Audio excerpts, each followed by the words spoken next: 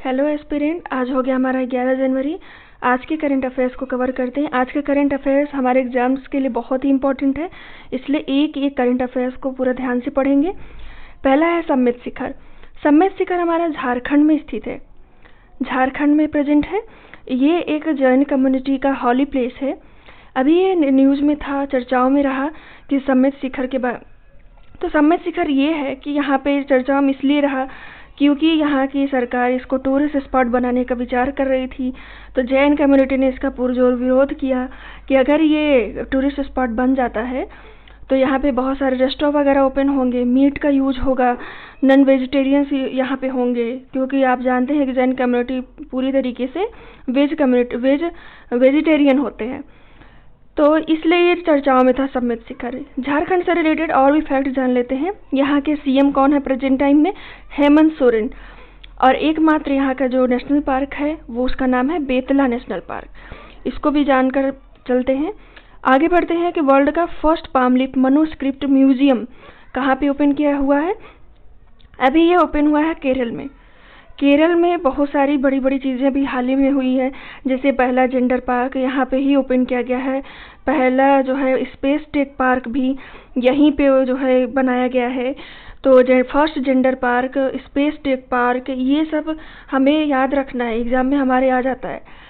और अभी कल के लेक्चर में मैंने बताया था कि पहला राज्य बना है जो पूरी तरीके से डिजिटल बैंकिंग को लागू कर दिया है, और पहला राज्य ये है जहाँ पे यूनिवर्सिटी जिसकी पूरी तरीके से डिजिटलाइजेशन में हो गई हैं।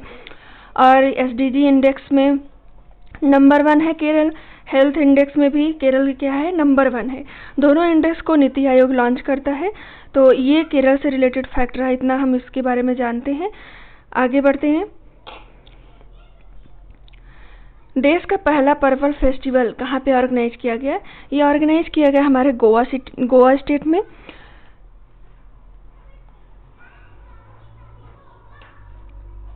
गोवा में इसको ऑर्गेनाइजेशन इसका हुआ था। यहाँ के सीएम कौन है? अभी हाल ही में यहाँ के सीएम है प्रमोद सावंत। गोवा का कैपिटल है पणजी, जो कि मांडवी नदी के किनारे बसा है।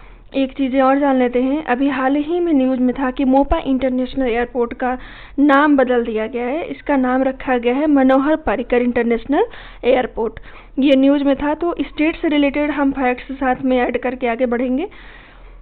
सेकेंड रहा कि पहला ये राज्य बना जो रेबिज फ्री डिक्लेयर हुआ। पहला राज्य है जो हर घर जल योजना यहाँ पे लागू हुआ, हर घर जल जो है पहुँचाया गया। आगे बढ़ते हैं। अभी कुछ वॉल्केनोज न्यूज़ में रहे, जैसे कि लाओ वॉल्केनो जो कि यूएसए के हवाई आइलैंड जितने हैं वहाँ पे इसका इरप्शन हुआ था।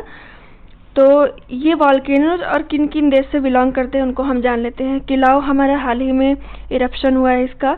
ये हमारे हवाई आइलैंड यूएसए के बगल में है, वहाँ पे इसका इरप्शन हुआ है। माउंट कोटोपाक्सी वॉल्केनो इक्वाडोर में, जो कि साउथ अमेरिका का कंट्री है।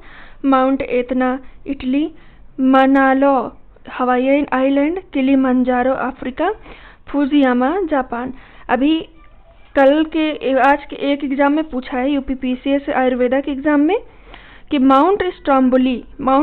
वॉल्केनो स्ट्रोम्बोली के बारे में पूछा था कि लाइट हाउस ऑफ मेडिटेरेनियन सी किस वॉल्केनो को कहा जाता है। ये बोला ऑप्शन में दिया है था कि वॉल्केनो स्ट्रोम्बोली को लाइट हाउस ऑफ मेडिटेरेनियन सी भी कहा जाता है। तो इसलिए ये वॉल्केनोज इंपॉर्टेंट है, इनको पूरी तरीके से पढ़ लीजिएगा। आज का करेंट अफेयर्स ही इंपॉर्टेंट है पूरा। नेक्स्ट बढ़ते हैं।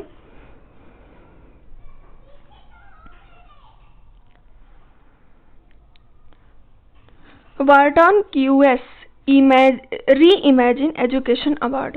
वार्टन क्यूएस री इमेजिन एजुकेशन अवार्ड किसने जीता? इसको जीता है आईआईटी मद्रास ने। आईआईटी मद्रास को ये अवार्ड मिला है। अभी हमने 2 दिन पहले के लेक्चर में बताया था करंट अफेयर्स के कि आर्टिफिशियल हार्ट बनाने वाला कौन सा आईआईटी है? तो ये है आईआईटी कानपुर। आईआईटी कानपुर हमारा आर्टिफिशियल हार्ट पे काम कर रहा है। आर्टिफिशियल हार्ट बनाया है। तो वो आर्टिफिशियल हार्ट बनाने वाला कौन सा आईआईटी बना है? कानपुर, आईआईटी कानपुर। नेक्स्ट हमारा कलसा बंदूरी प्रोजेक्ट। कलसा बंदूरी प्रोजेक्ट किस स्टेट का प्रोजेक्ट है? ये है हमारे कर्नाटक का। अभी मैंने कल बताया था कि सिल्वर लाइन प्रोजेक्ट एक लॉन्च हुआ था, जो कि केरल से भी को बिलोंग करता है, केरल का प्रोजेक्ट है। और कलश बंदूरी प्रोजेक्ट कर्नाटक का है। कर्नाटक से रिलेटेड और भी चीज़ें जान लेते हैं। यह पहला राज्य बना था जिसने न्यू एजुकेशन पॉलिसी को लॉन्च किया था।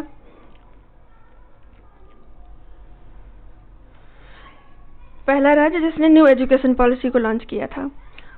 तो ये कर्नाटक का हो गया। नेक्स्ट बढ़ते हैं